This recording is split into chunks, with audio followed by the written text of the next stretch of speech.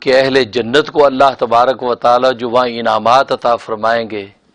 وہ عدل کی بنیاد پر نہیں ہوں گے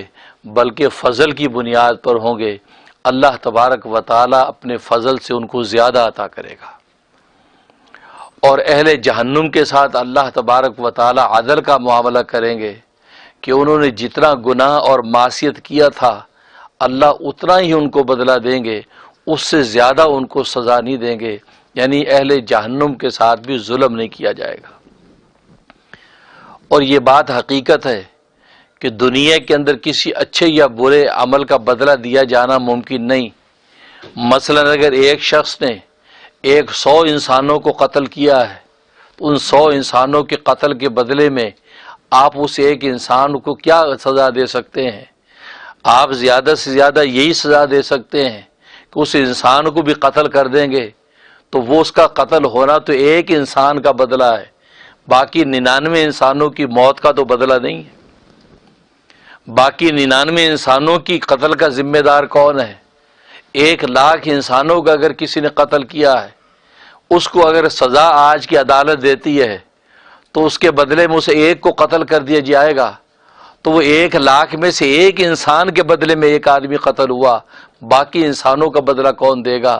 یہ اللہ تبارک و تعالیٰ ہی کی عدالت ہوگی کہ آخرت میں اللہ تبارک و تعالیٰ 100 کے قاتلوں کو 1,00,000 کے قاتل کو اللہ تبارک و تعالیٰ پورا بدلہ دیں گے۔ اس لیے قرآن کریم میں فرمایا کہ ہم ان کے جسموں کی جلدوں کو بدل کر ان کو سزا دیتے رہیں گے، بار بار ان کو وہاں قتل کرتے رہیں گے، بار بار زندہ کرتے رہیں گے۔ اور ظاہر ہے کہ یہ قدرت اللہ تبارک و تعالیٰ کے پاس ہے کہ مارنے کے بعد دوبارہ زندہ کر کے پھر دوسرے انسان کے بدلے میں قتل کیا جائے، پھر دوبارہ زندہ کر کے تیسرے انسان کے بدلے میں قتل کیا جائے۔ دنیا کے اندر ایسا کرنا ممکن نہیں ہے۔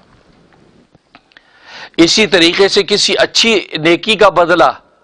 دنیا کے اندر شاباش کہہ کے ہم دے دیتے ہیں،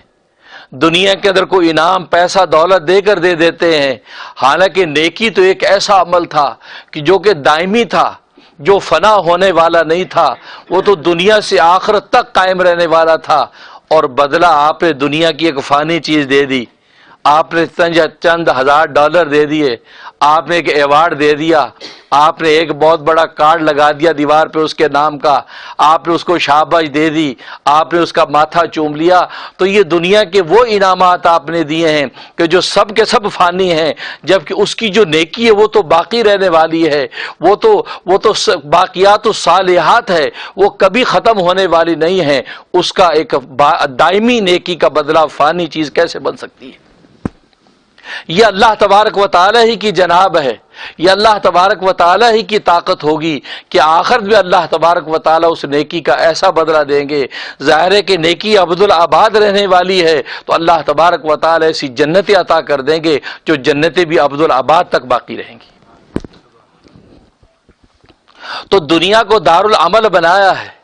دار الجزا یہ نہیں ہے۔ وہ الگ بات ہے کہ قرآن کریم میں اللہ تبارک و تعالی نے فرما دیا کہ تھوڑا سا مزہ ہم دنیا میں بھی چکھا دیتے ہیں، اگر کسی نے اچھا کام کیا تو اس کا تھوڑا سا بدلہ دنیا میں اس کو چکھاتے ہیں، اگر اس سے کوئی برا کام کیا تو دنیا میں بھی کبھی اس کو کسی تکلیف میں مبتلا کر کے اس کو مزہ چکھاتے ہیں، لیکن اس نیکی اور بدی کا پورا بدلہ دنیا میں دیا جانا ممکن نہیں ہے، اس کا حساب ہم آخرت میں کریں گے۔ ویڈیو کے نیچے سبسکرائب کے بٹن پہ کلک کریں، بیل کے آئیکن پہ کلک کیجئے تاکہ ہر نئی ویڈیو کی نوٹیفیکیشن آپ کو مل جائے۔